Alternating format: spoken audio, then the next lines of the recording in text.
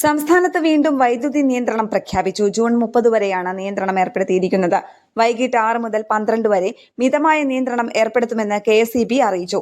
El Niño കാരണം വൈദ്യുതി ലഭ്യതയിൽ വലിയ കുറവാണുണ്ടായത്. 900 മെഗാവാട്ടിന്റെ കുറവാണ് രേഖപ്പെടുത്തിയിട്ടുള്ളത്. പവർ എക്സ്ചേഞ്ചിൽ നിന്ന് കിട്ടുന്ന വൈദ്യുതിയിലും കുറവ് രേഖപ്പെടുത്തി. പസഫിക് സമുദ്രത്തിലെ എൽനിനോ പ്രതിഭാസത്തെ തുടർന്നുള്ള ഉയർന്ന താപനിലയും വൈദ്യുതി ആവശ്യകതയിലെ വർധനവും പ്രതിസന്ധിക്ക് കാരണമായതായി KSEB വ്യക്തമാക്കി.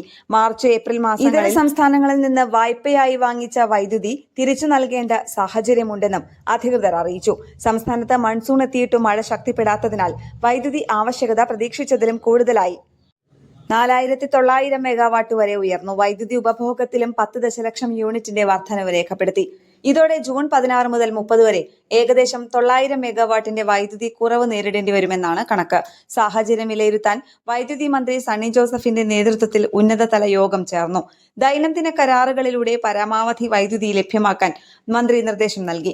വൈദ്യുതി ലഭ്യത കുറവ് കൂടുതൽ രൂക്ഷമാകുന്ന പക്ഷം വൈദ്യുതി ശൃംഖലയുടെ സ്ഥിരത ഉറപ്പാക്കുന്നതിനായി ആവശ്യമായ നിയന്ത്രണങ്ങൾ ഏർപ്പെടുത്താൻ KSEBക്ക് അനുമതിയും നൽകി.